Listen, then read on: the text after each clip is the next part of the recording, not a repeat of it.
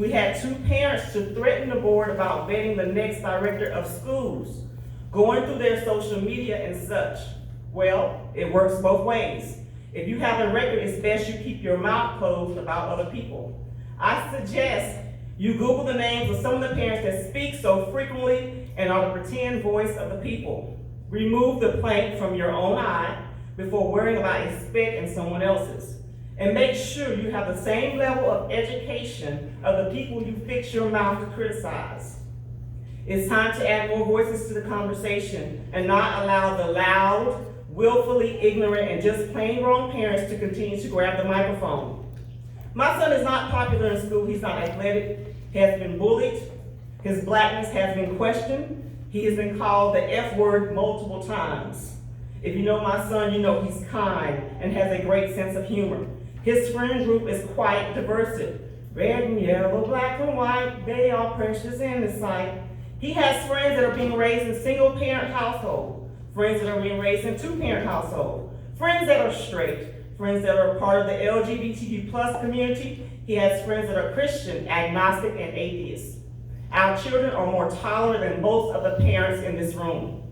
My son gave me some unsolicited advice when I stepped into the new position last year. Mom, be nice. Don't cut people off when they are speaking. Mom, forgive them. He's just a better human being than I am. Now, to clear up some misinformation, not one CMCSS school is teaching CRT. It's a college course that is an elective, which means optional. Black history is not CRT, by the way, it's American history. My husband took CRT as a graduate student. The parents that should be mad about the books are mostly absent. I guess if it doesn't involve sports, they are not interested. Our son has never had a black man as a teacher or a principal. The only representation he has had was a black female in his whole 11 years of attending public school in Montgomery County. Representation matters.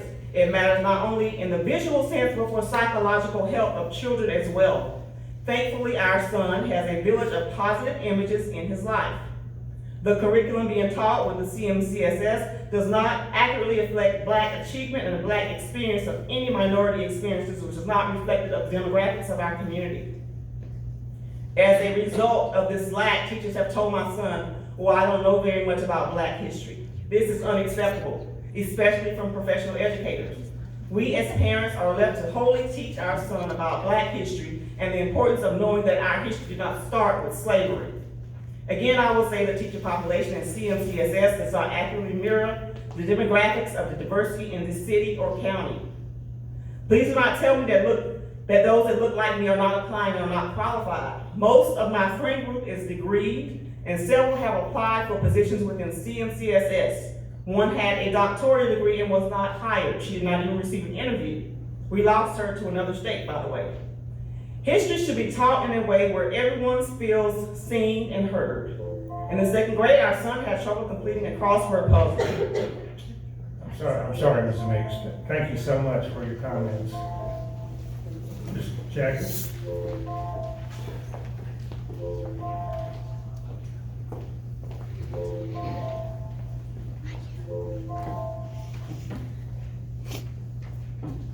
Good evening.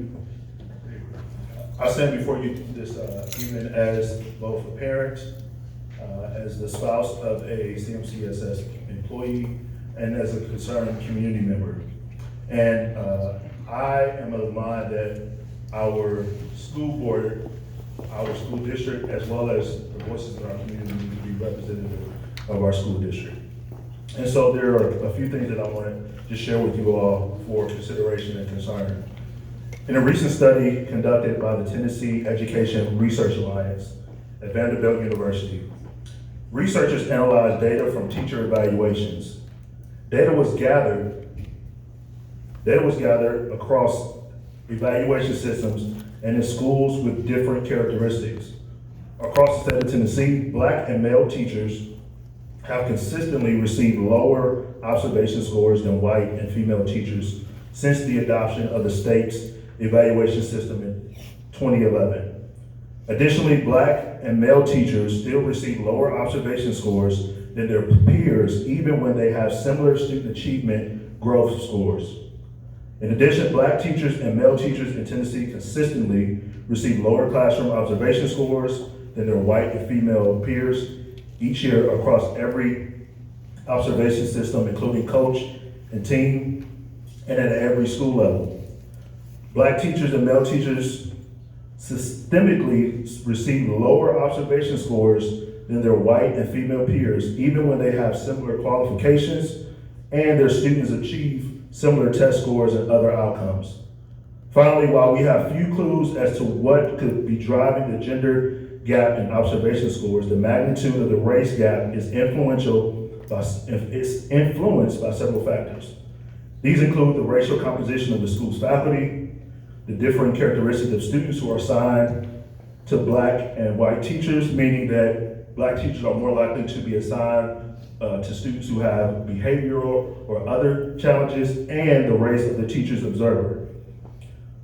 And so today I want to know, what actions will this district take to ensure that such disparities do not exist or are eliminated in our school district? I would like to encourage the school board and the district to take proactive action, and that the district would create a plan to recruit and retain black teachers, black male teachers, and other teachers of color beyond the Grow Your Own initiative. It's a great initiative, but we have to think beyond those non-traditional pathways, and like Ms. Meek said, ensure that people who are qualified, that are applying, are given a fair opportunity. Our district should be more reflective of our community, and the next leader of this district should be committed to this effort. I would also like to request that the school board, along with district leadership with input from the broader community, and when I say broader community, I mean the broader community, take steps to work on a long-term strategy for building schools that are more community-centered. It is my understanding that historically the plan for growth as it relates to our schools has been to build larger schools and to build large complexes of schools that have multiple schools on the campus, instead of building schools that are community-centered and are focused on community and belonging. Smaller size schools are easier for parents and students to navigate and helps to create a community-centered environment. Based on state data, the average student per school of the 10 largest school districts, of which CMCSS is the 7th, the per student school is 752. For CMCSS, it is 938 students per school. There's only one other district that is larger than, that rate is higher than our district, and that district has 11 more schools and 11,000 more students than we do. And so as we discuss rezoning efforts, it's important that this is the main focus. And in fact, during one of the last sessions, the COO shared that we have some of the largest schools in the country, not just the state of Tennessee, but in the country.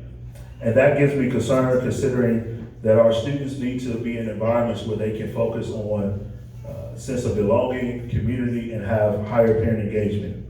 And then finally, I want to address the ongoing threats of violence in our school. And I want to suggest that there is some sort of task force that should be created to take a closer look at how we respond and how we do that more proactively. And instead of just talking about increasing discipline, we need to think about a more holistic approach and address the mental as well as the behavioral health of students, because we know that if there is a higher percentage of discipline, that Black and brown students will be negatively impacted due to education disparities. Thank you for your time this evening. Thank you, Mr. Jaggers. Caleb Bledsoe.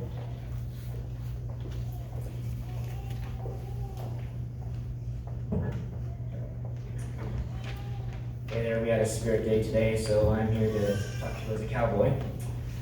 My name is Caleb Bledsoe. I'm a junior at Clarksville High. I recently spoke at the public meeting for the selection of the director of schools.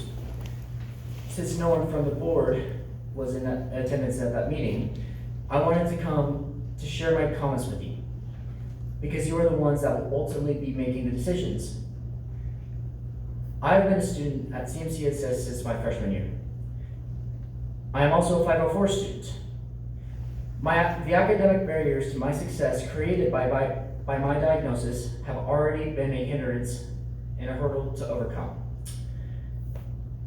My education has always been a huge priority. Because of the chaos of the last 2 years and the gaps in instruction, classrooms led by permanent subs with no capacity to control their classrooms, extremely disruptive behaviors, and a myriad of other struggles brought on by COVID protocols. I find myself struggling to be academically competitive. I am currently unable to reach the necessary benchmarks to enter into the college programs I am interested in. Currently, I'm struggling to get my GPA high enough to qualify for scholarships like Tennessee Promise. But bluntly, I am not career or college prepared at this time. And I'm not the only one. There are many other students who find themselves in the same devastating situation I find myself in. The school district's mission and goals are centered around preparing students to be college and career bound.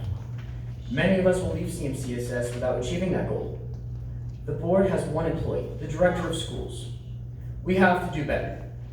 The number one focus should be academic achievement. The director of school needs to be someone who has a passion for student achievement, and his focal point of all decisions should be made. Please consider when I'm making that appointment. Thank you for your time. Thank you, sir. Sean, listen.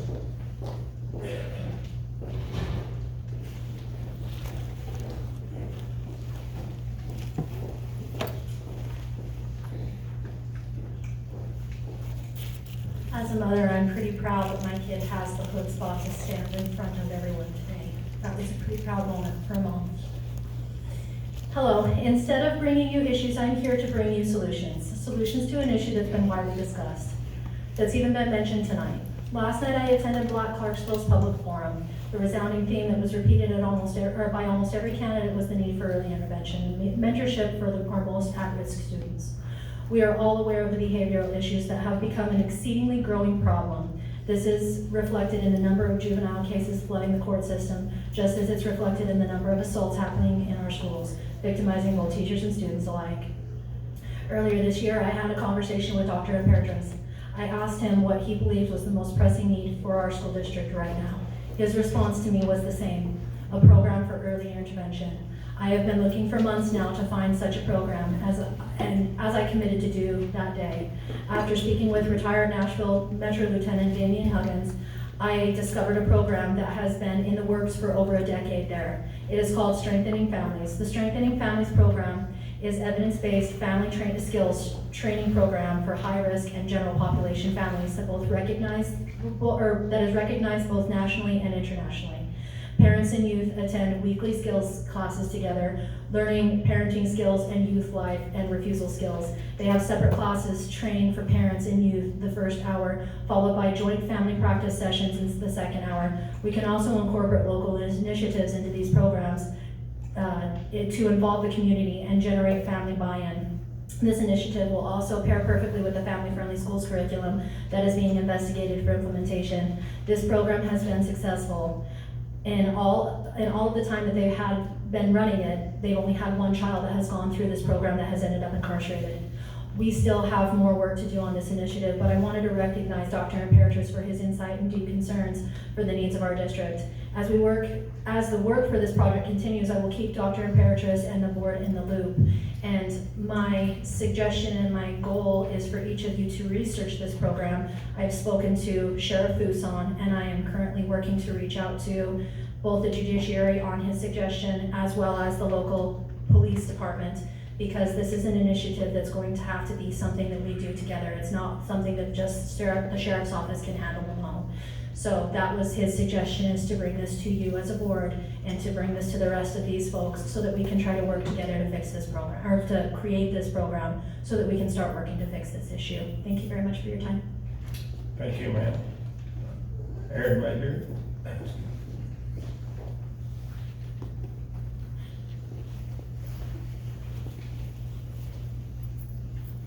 Hello, board. Hey, I just wanted to come up here actually and just thank you guys for listening to the parents. I believe back in November, we talked about the math curriculum, the public hearings, and you guys heard us, and I for one appreciate it. So I want to thank you for that, and having the public hearings coming up, and I'm sure you guys will say that tonight or something, but I know we've sent out emails as well, but they're coming up next week on Tuesday and Thursday, and I appreciate that. I do also want to encourage again, I got an email from Mr. Nolan about the opt-in, opt-out, and sent over language from the state law. I did review that language. I personally, I'm not a legal scholar, but I did personally see in the language where we could have opt-in over opt-out. I did review that. I also sent it over to someone that is more of a legal scholar, and they agreed with my initial findings there. I just think it makes sense for us to have opt-in versus opt-out to make sure parents truly understand what their child is going to be learning, like I did when I was a student. So I appreciate that. Again, thank you guys so much for hearing us. God bless. Thank you, sir. Michael Ray.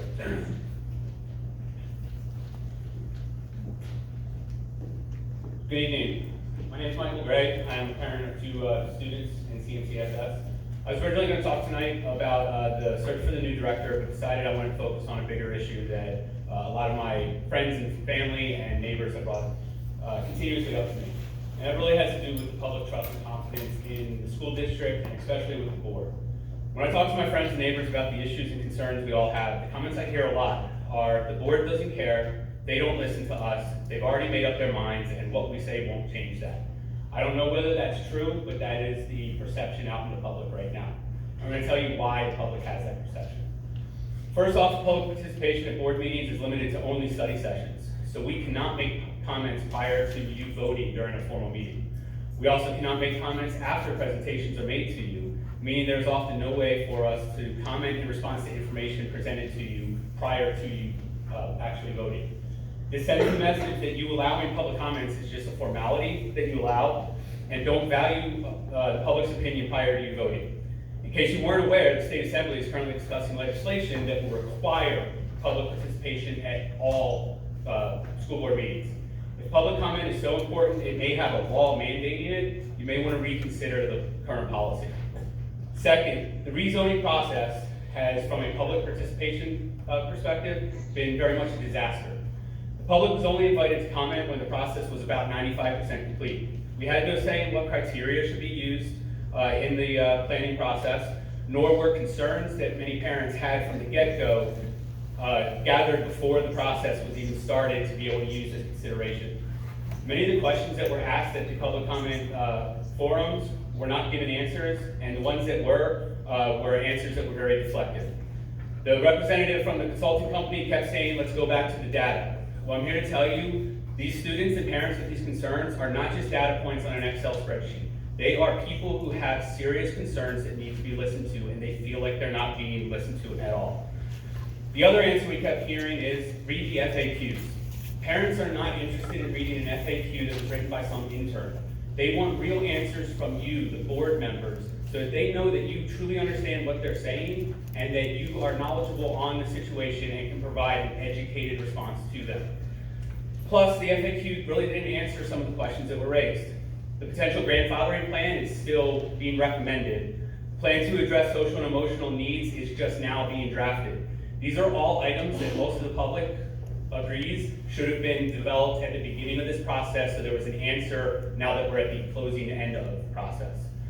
Public participation is that you either didn't think about these issues or were hoping the public wouldn't raise them, and that's why there wasn't a plan in place beforehand. Either way, there is no plan in place for either of these issues. And we're 2 weeks away from voting on the rezoning plan, or you're voting on the rezoning plan.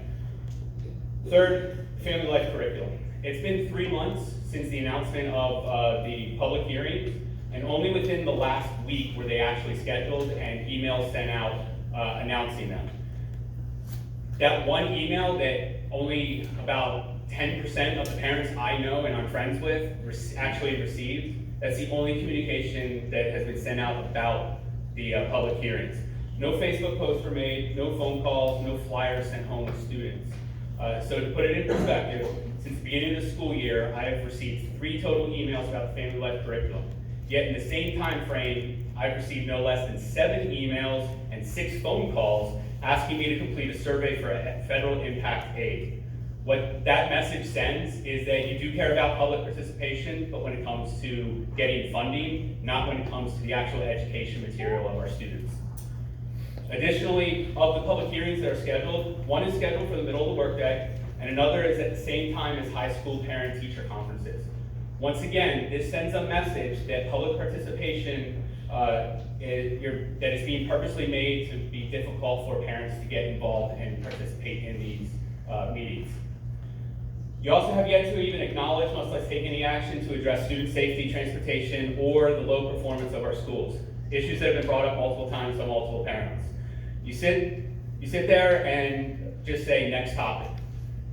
Constantly tout the 95% graduation rate, but refuse to admit that many of those students graduating can barely read and write, and are not, as was already brought up earlier, are not competitive for college. I don't raise these issues to assign blame, but rather to find solutions. And the first step to finding those solutions is admitting that there is a problem. Public doesn't have faith in you because you're not allowing them to participate in the education process from the beginning to end. Thank you. Thank you, Mr. Brown. Sawyer, Zentek.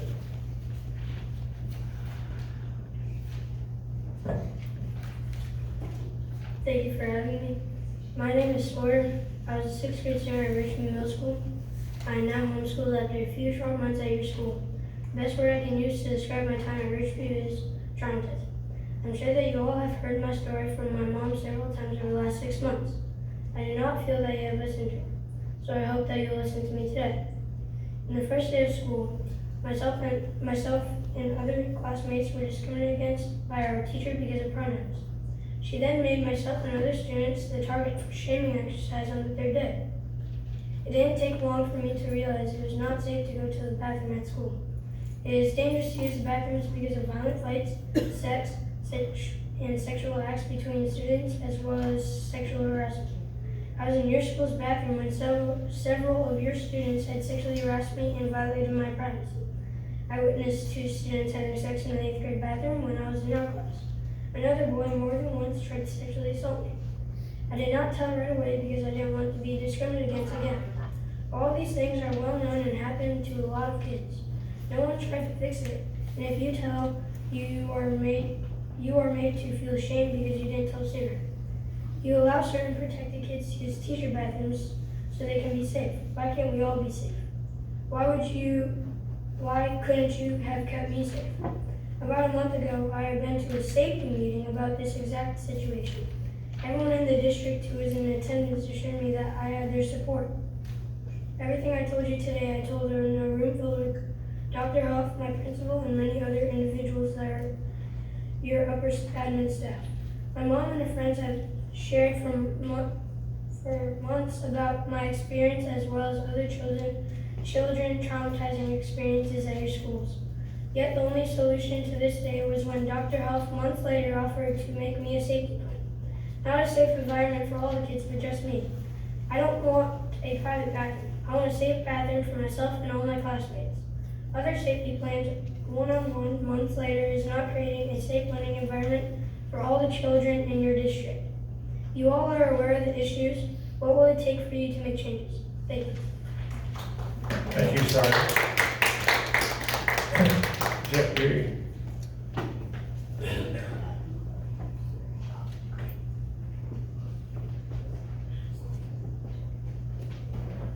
Hello, my name is Thomas and I'm a student at Richview Middle School.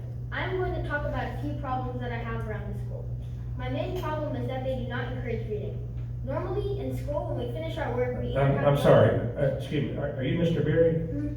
Okay, I'm sorry, I didn't hear the name. Excuse me for interrupting you. Normally in school, when we finish our work, we either have the choice to read or play on our computers.